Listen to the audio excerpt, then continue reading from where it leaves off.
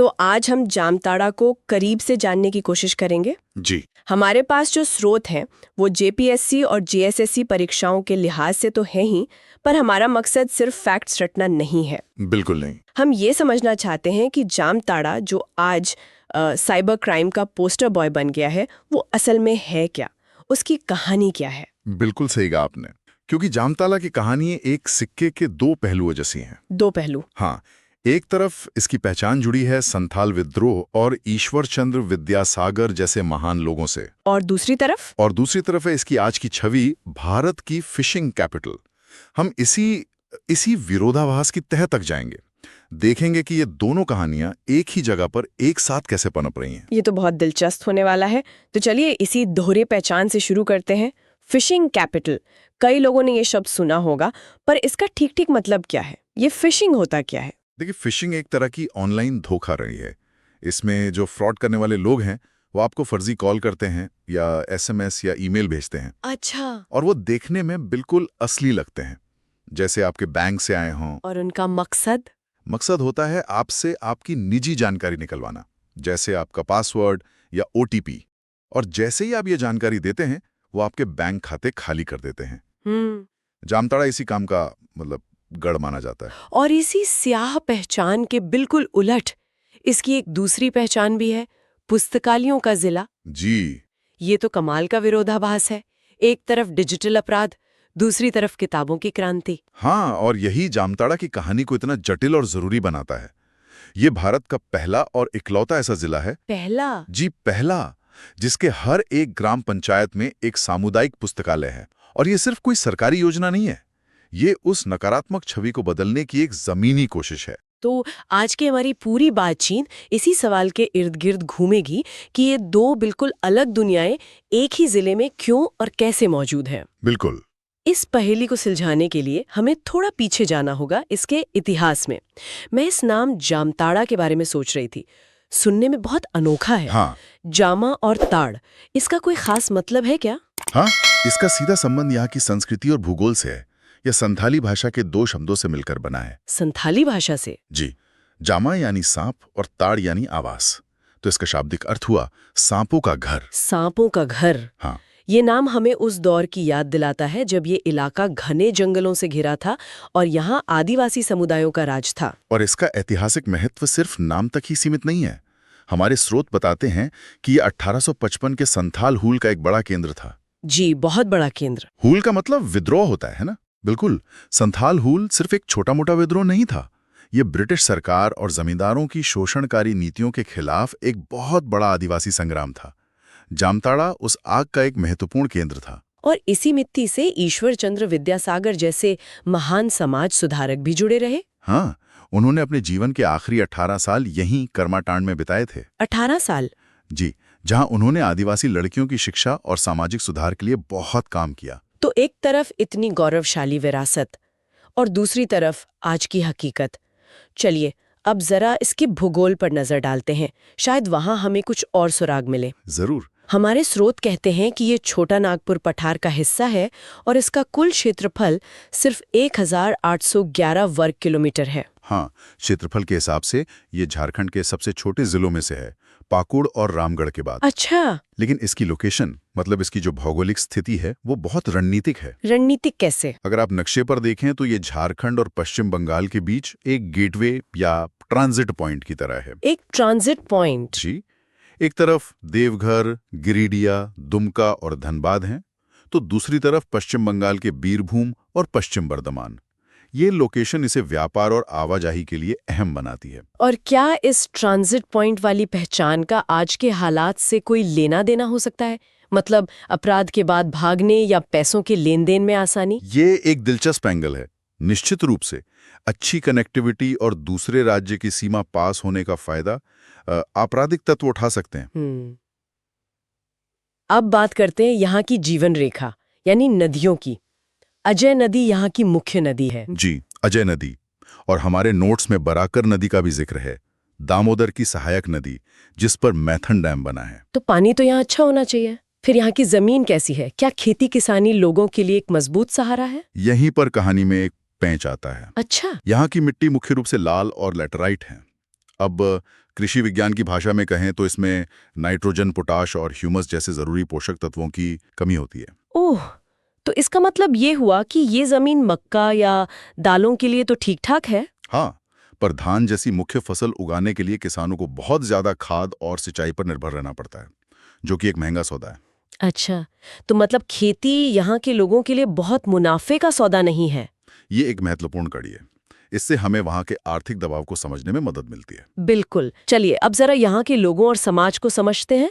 2011 की जनगणना के आंकड़े क्या कहते हैं? 2011 में यहाँ की आबादी करीब 7,91,000 थी। और सबसे ध्यान देने वाली बात यह है कि 90% से ज्यादा लोग गांवों में रहते हैं। 90%? जी, ये एक पूरी तरह से ग्रामीण अर्थव्यवस्था वाला जिला है। लेकिन यहाँ एक बहुत ही सकारात्मक आंकड़ा है जो अक्सर नजरअंदाज कर दिया जाता है। वो क्या है? यहाँ का लिंगानुपात, यानी प्रति 1000 पुरुषों पर महिलाओं की संख्या कितना है? 954, जो कि राष्ट्रीय औसत से बेहतर है।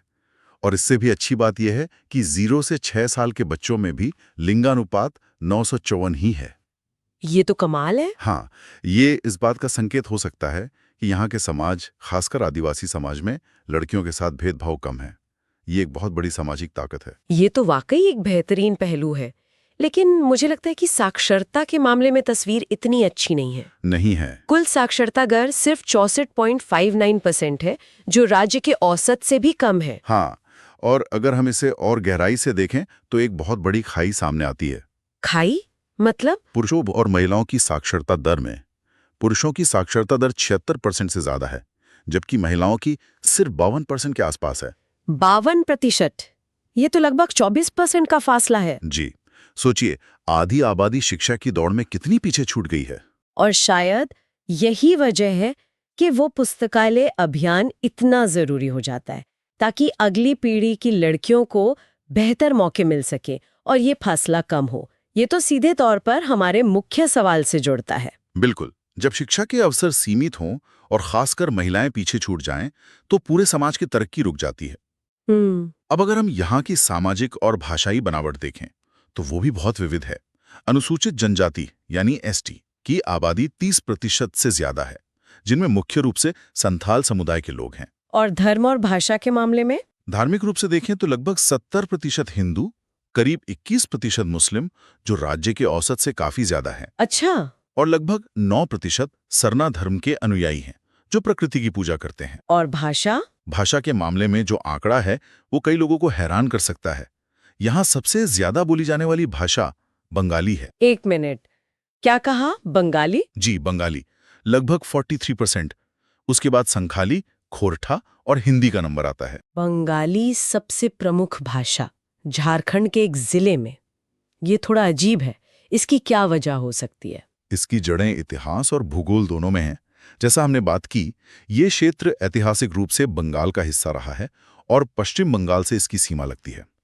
इस वजह से यहाँ की संस्कृति पर, भाषा पर, रहन सहन पर बंगाल का गहरा प्रभाव है, जो आज भी दिखाई देता है। समझ गई। तो हमने इतिहास, भूगोल और समाज को देखा। अब जरा यहाँ के प्रशासन और मौजूदा हालात पर आते हैं, जो हमारी कहानी को और साफ करेंगे। ये प्रशासनिक तौर पर जामताड़ा संथाल परगना प्रमंडल का हिस्सा है ना? हाँ, इसका मुख्यालय दुमका में है। जिले में एक ही सब डिवीजन है, जामताड़ा सदर, और इसके तहत 6 ब्लॉक आते हैं: जामताड़ा, नारायणपुर, कर्मटांड, विद्यासागर, नाला, कुंडित और फतेहपुर। ठीक है। अब एक ऐसे आंकड़े पर आते हैं जो मुझे सबसे ज्यादा चौंकाने वाला लगा, वन क्षेत्र। हमारे स्रोतों में ISFR की रिपोर्ट का जिक्र है। पहले तो ये बताइए कि ISFR रिपोर्ट क्या है? ISFR का मतलब है India state of forest report. ये भारतीय वन सर्वेक्षण द्वारा हर 2 साल में जारी की जाने वाली एक आधिकारिक रिपोर्ट है। ये बताती है कि देश के किस हिस्से में कितना जंगल है।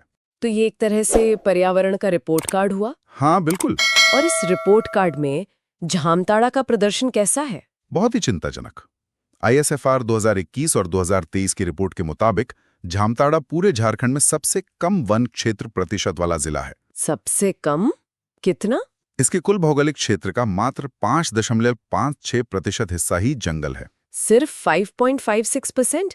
ये तो लगभग ना के बराबर है। इसका मतलब क्या है?